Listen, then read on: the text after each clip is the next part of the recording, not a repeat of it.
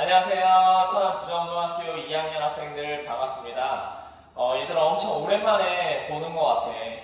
사실 지난주에 선생님이 여러분들 개학해서 학교에 현장으로 돌아왔을 때 여러분들과 같이 현장 강의를 할 수 있었는데 선생님이 학교 출장이 좀 많고 개인적 사정으로 여러분들을 현장에서 만나지 못해서 사실 좀 아쉽습니다.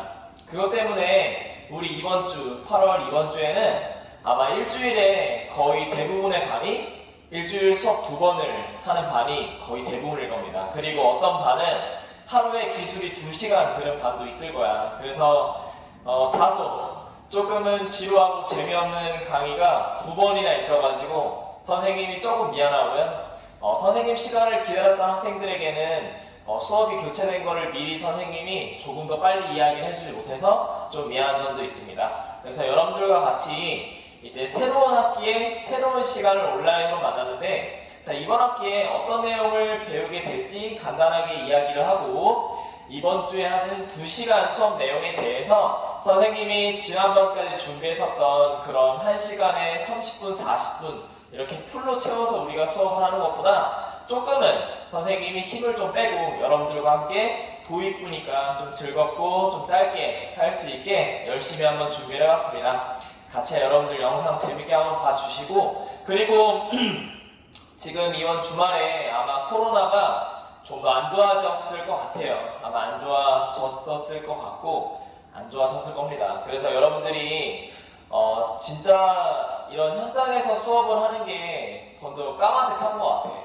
그러니까 여러분들도 이런 코로나가 다 물러나기 전까지 그때까지 선생님도 같이 건강관리를 잘하고 있을 테니까 여러분들도 건강하게 시간을 보내면서 온라인 수업 집중해서 또 2학기도 즐겁게 하는 시간을 보내왔으면 좋겠습니다. 자, 이번 시간 배울 내용 같이 한번 봐보죠. 자, 오늘 배울 내용은 건설기술과 청소년 단원을 지난 학기 때 우리가 배웠었어. 그래서 이 지난 학기 때 배웠던 건설기술 시스템 정도는 기억이 날 겁니다. 투입, 과정, 산출 이렇게 3단계로 구성이 되어 있었고, 되먹임이라고 하는 피드백을 통해서 우리가 기술적 문제 해결을 할 수 있다고까지 이야기를 했었죠. 그래서 그 중에 건설 구조물의 생산 과정에 대해서 오늘부터 본격적으로 살펴보는 시간입니다. 아마 지난 시간에 배웠던 내용을 여러분들이 본다면 이번 시간에 배우는 거에 대해서 조금 이해가 더 쉬울 거예요. 그래서 이번 시간 배우는 학습 목표, 건설 계획에 대해서 설명할 수 있다. 자, 그다음 건설 설계 중에서 기본 설계의 여러 가지 설계도를 알 수 있다까지 한번 봐보겠습니다. 자, 지난 시간에 배운 내용 한번 볼 건데요.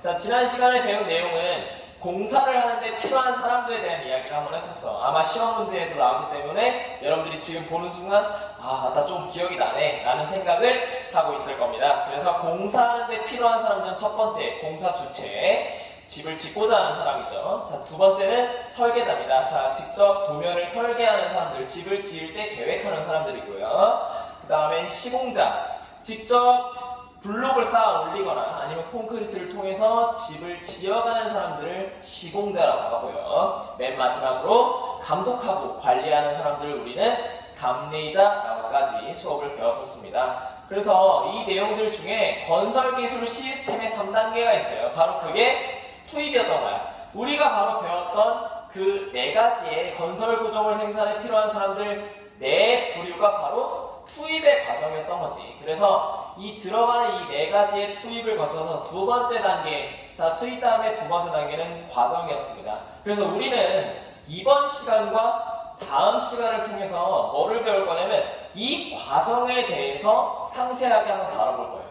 자, 그럼 공사하는데 이만큼이 들어갔어. 자, 그럼 여기엔 당연히 돈도 들어가고 인력들도 많이 들어가겠지? 이런 많은 것들이 투입돼서 과연 실제적으로 공사가 어떻게 이루어지는지 그 세부적인 내용이 바로 두 번째 단계인 과정인 겁니다. 그리고 이 과정은 바로 계획, 설계, 시공과 관리라는 크게 3가지로 또 나눌 수가 있습니다. 그 중에 오늘은 어디까지 할 거냐면 계획과 설계 조금만 여러분들과 함께 살펴보도록 하겠습니다.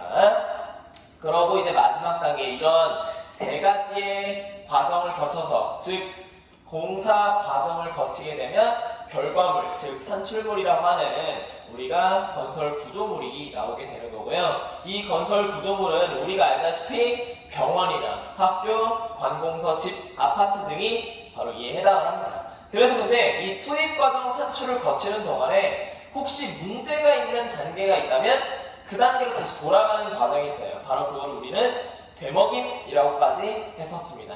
그래서 이번 시간은 여러분들과 함께 과정에 있는 세부적인 요소인 계획, 설계, 시공과 관리 중에서 바로 계획과 설계의 일부분을 살펴보는 시간이라고 보시면 되겠습니다. 자, 그래서 여러분들이 지금 어디를 펴면 되냐면 교과서 230페이지를 여러분들 같이 펴겠습니다. 교과서 230페이지, 교과서 230, 231페이지가 있는 부분을 여러분들이 같이 펴주세요. 오늘 수업은 그 부분을 여러분들과 같이 봐볼 겁니다.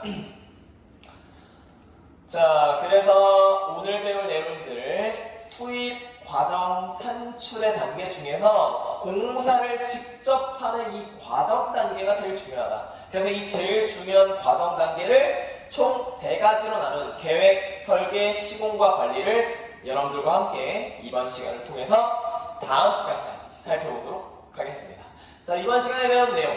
자, 건설 구조물의 생산 과정을 크게 3가지로 나뉜다 했지. 바로 계획하는 단계, 설계하는 단계, 시공과 관리를 하는 단계까지 총 크게 3단계로 나눴습니다. 그래서 여러분들 아래에 있는 작은 글씨를 보면 건설 구조물은 한 번 지으면 다시 고치기가 어렵기 때문에 이 단계들을 하나하나 잘 거쳐서 우리가 꼼꼼하게 관리를 해줘야 됩니다. 그래서 이 생산 과정, 오늘은 기획과 계획 그리고 설계까지 딱 이 2가지에 대해서 여러분들과 함께 살펴보겠습니다. 계획과 설계 단계까지만. 그리고 다음 시간에는 바로 시공에 대해서 여러분들과 같이 배워보겠죠.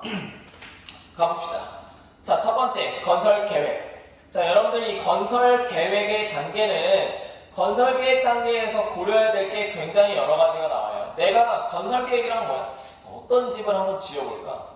내가 집을 짓고자 하는 사람들이 있었어. 돈도 있고 시공자도 있고 감리자도 있었어. 근데 과연 내가 짓고자 하는 집은 어떤 집이고 그 집에 내가 평범하게 순수 아파트 하나만 지을 수 있는 게 아니잖아. 아파트만 지으면 그 아파트를 들어가는 입구도 지어야 되고 아파트 안에 있는 집의 구조도 알아야 되고 이러한 여러 가지 고려해야 될 것들을 우리는 언제 하는 거야? 건설 계획 단계에서 하는 겁니다. 자, 그 건설 계획 단계는 크게 6가지가 있어요. 여러분들 교과서 230페이지에 보면 크게 6가지가 있는데 선생님이 설명할 내용은 여기서 5가지를 설명을 하고 1가지를 추가로 이야기를 하겠습니다.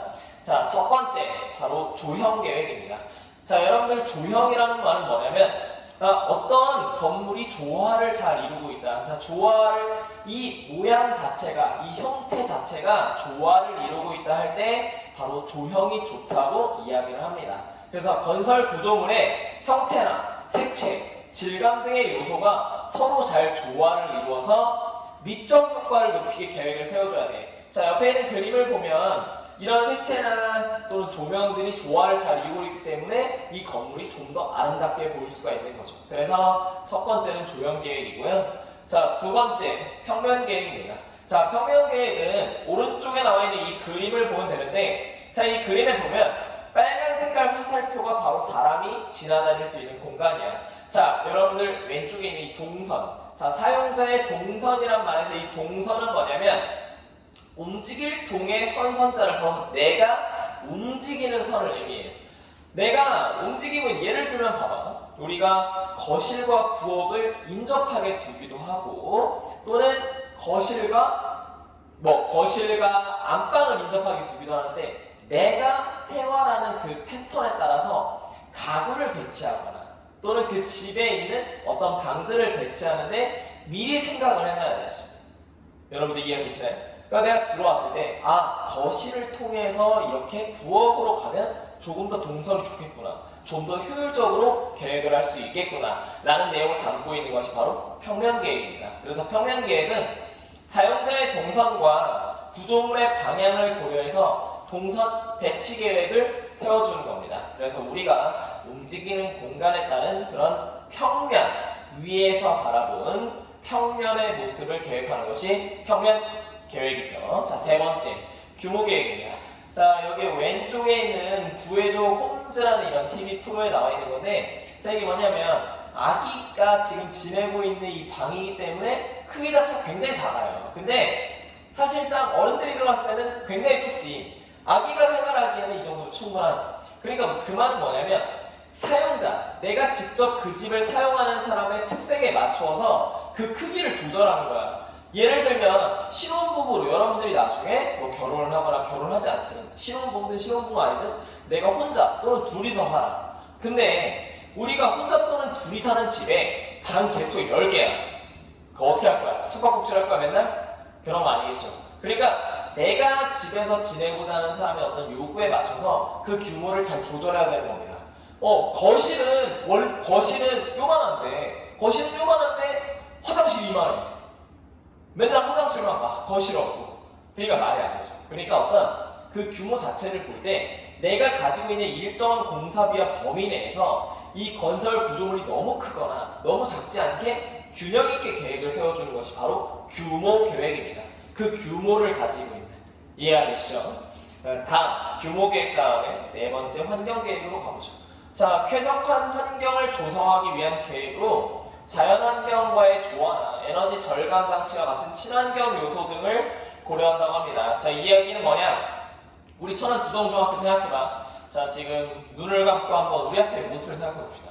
자, 우리 학교는 얘들아, 지금 우리가 교실에서 수업을 들을 때는 주변을 살펴볼 여유가 많지 않았는데 사실 생각해보면 우리 학교 주변에 나무들도 많고 꽃들도 굉장히 많이 있어요.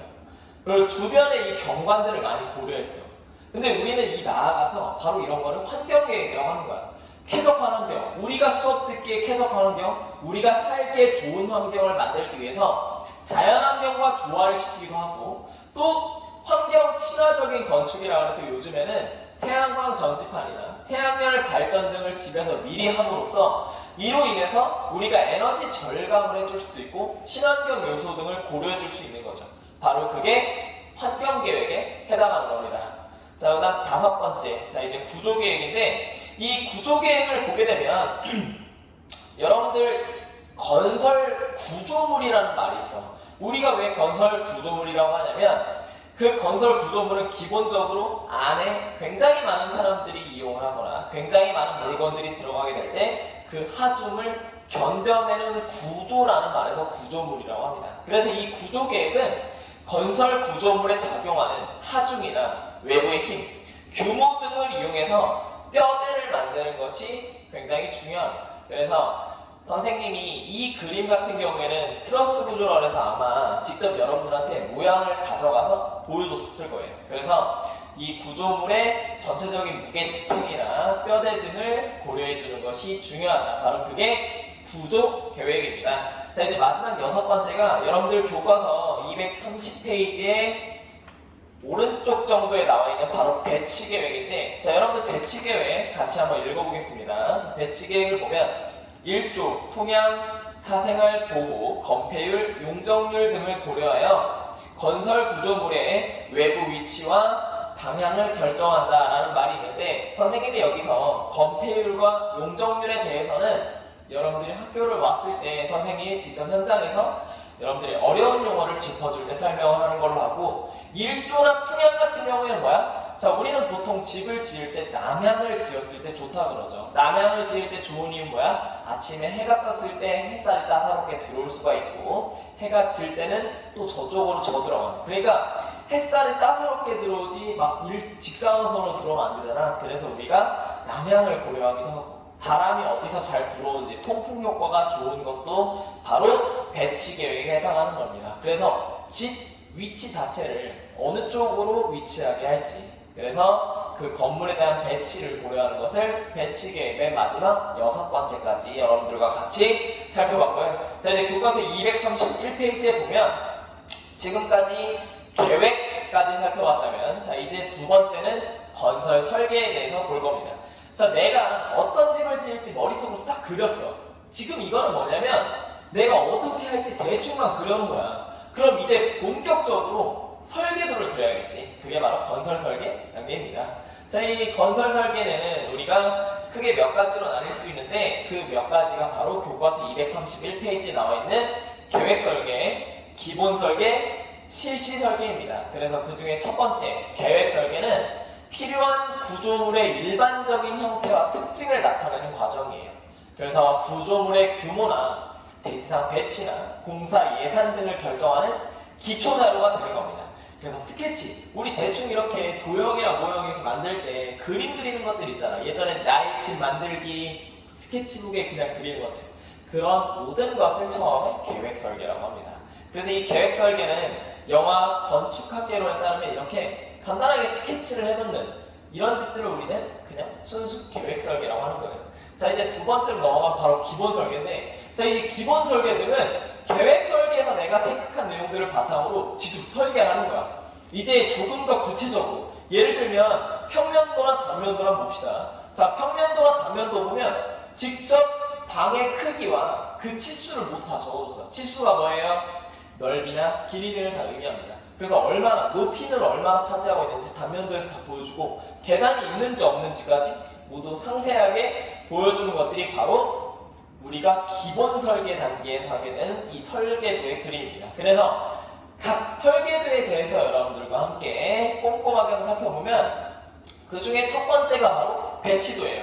자, 여러분들 여기서 얘기하는 이 배치도는 뭐냐면 내가 아까 얘기했지. 자, 안방과 거실 그리고 부엌이 어디에 위치하는지 대략적인 그 모습을 보여주는 것이 배치도. 자, 두 번째 평면도는 뭐냐? 여러분들 이 평면도는 다음 그림으로 가면 조금 더 꼼꼼하게 나와 있습니다. 자, 배치도 크게 한번 보죠. 자, 배치도는 아까 얘기했던 대로 거실과 부엌을 크게 보여주는 거고, 평면도. 자, 평면도도 한번 확대해서 살펴보니까 이런 문의 위치라든지 이 평면은 위에서 바라본 모습을 보여주고 있는 거예요. 근데 배치도는 아까 뭐였어? 각 건물의 전체 주변까지 보여주고 있지. 그리고 그냥 그 모양을 사진 찍듯이 보여줬다면 평면도는 실제 치수들을 모두 써준 거야. 그 길이 자체를. 그러니까 평면도와 배치도보다 좀 더 상세하다고 볼 수 있죠. 자, 단면도는 뭐냐면 건물을 옆에서 잘랐을 때 우리가 전체 옆에 높이 모습을 볼 수 있는 거야. 그러니까 바라보는 위치가 다른 거지.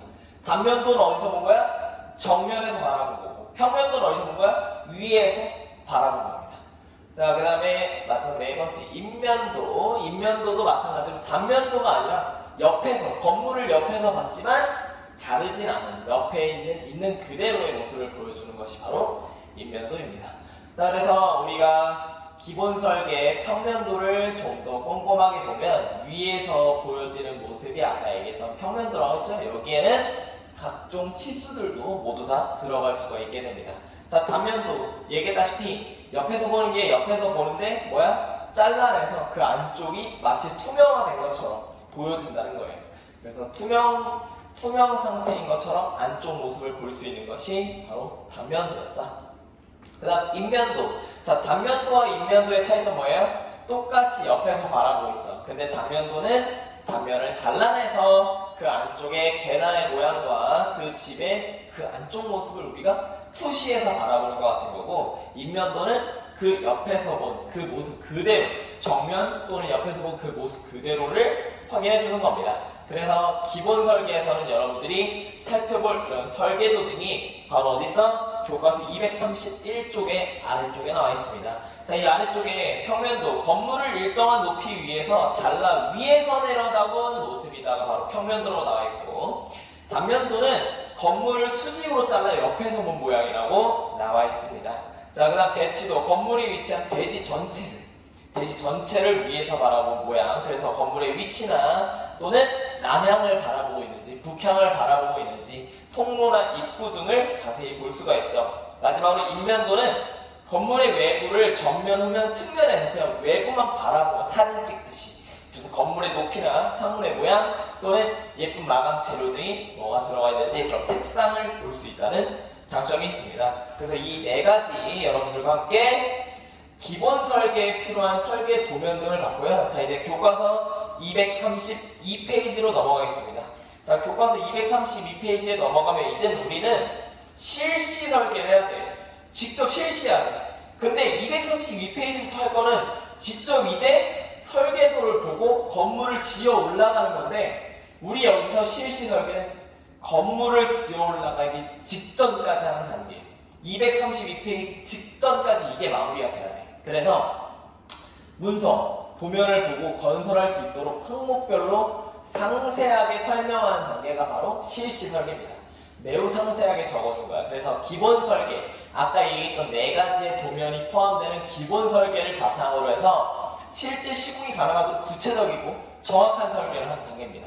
그래서 두 번째 보면 여러 종류의 도면과 시방서가 포함돼요. 빨간색 표시로 시방서라고 썼는데 여러분들한테 매우 익숙한 단어일 수도 있습니다. 하지만 농담이고, 여기서 얘기하는 시방서는 뭐냐면 도면에 표현하지 못한 각종 사항을 글로 직접 써서 나타낸 문서를 바로 시방서라고 해요. 그래서 여기서 얘기하는 이 시방서는 어떤 의미냐, 이런 자세한 내용들을 우리가 직접 써주면은 시공자, 즉 건물을 짓는 사람이 공사비와 재료를 산출하고 시공하는데 직접 이용하고 도움을 얻을 수가 있겠죠.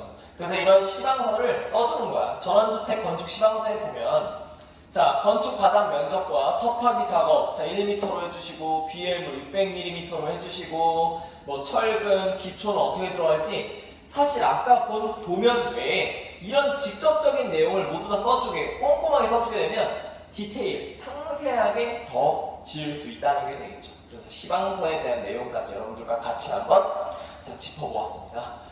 자, 그래서 이번 시간에 여러분들과 같이 한번 살펴본 내용은 바로 건설구조물의 생산 과정 중에 기획과 계획, 그러니까 계획했던 단계, 그 다음 설계했던 단계까지 같이 살펴봤고, 우리가 다음 시간에 여러분들과 함께 시공 단계에 대해서 보는 시간을 갖도록 하겠습니다. 다음 시간에는 여러분들과 건설 시공과 관리, 그리고 우리나라의 전통 건설 구조물인 수원화성을 통해서 만나 뵙도록 하겠습니다.